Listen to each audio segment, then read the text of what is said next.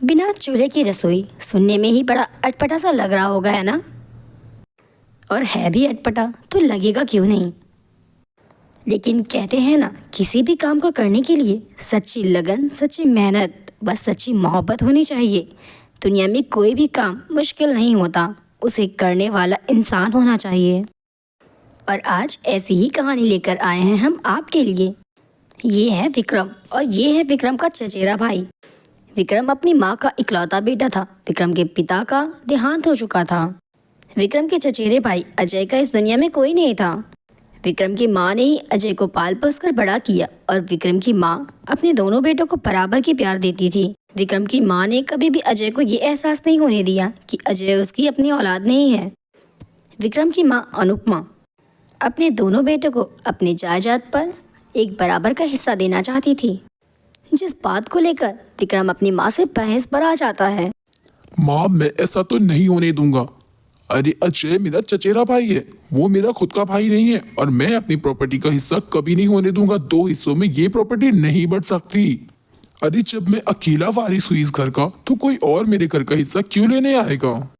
देखो विक्रम बेटे, मेरी बात को समझने की कोशिश करो। अजय का इस दुनिया में कोई नहीं है मेरे सिवा। बचपन से मैंने उसे अपनी बेटी की तरह पाल पोस कर बड़ा किया और इस वक्त पे मैं उसे धोखा नहीं दे सकती। और अजय भी मुझे अपनी माँ मानता है, मैं उसके साथ गद्दारी नहीं कर सकती हूँ। हाँ, गद्दारी तो आपको अपने बेटे के साथ करनी है ना, दूसरों के बेटे से नहीं करनी है। तभी वहाँ पर अजय आ जाता है। अजय ने सारी बातें सुन ली। माँ, मुझे आपकी ज़रूरत है, इस जायदाद की नहीं। बचपन से मुझे आपने माँ का प्यार दिया, क्या वो कम है मेरे लिए? मुझे इस जायदाद का एक कतरा भी नहीं चाहिए। मुझे सिर्फ आप चाहिए, आपका प्यार चाहिए। बस माँ, अब तो आपको तसल्ली हो गई ना। अब तो अजय ने भी कह दिया कि उसे जायदाद का एक कतरा भी नहीं चाहिए, उसे सिर्फ आपका प्यार चाहिए। और इसी तरह से ये बात यहीं पर ख़त्म हो जाती है।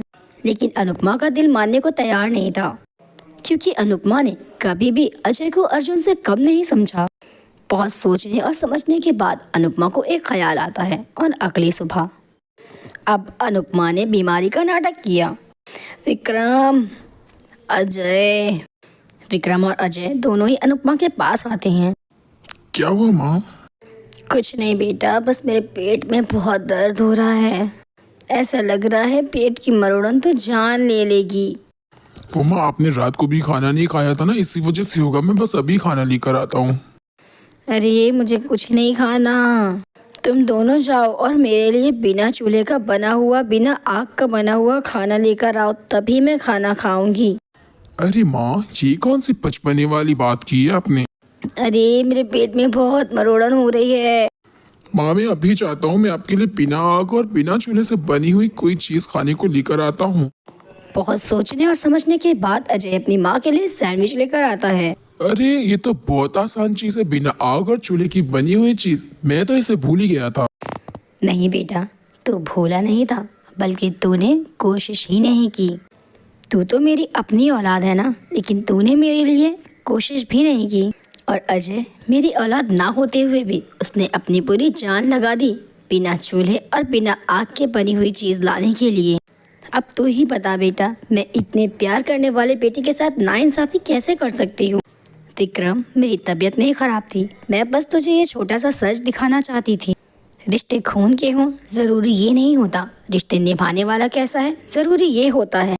और आज विक्रम को अपनी गलती का एहसास होता है कि अजय उसका सगा भाई नहीं है। इसके बावजूद भी अजय उसकी माँ को इतना प्यार करता है और अब विक्रम भी मान जाता है आधी प्रॉपर्टी अजय को देने के लिए। दोस्तों, इस कहानी से हमें यही सीख मिलती है कि हर रिश्ते को दिल से निभाना चाहिए।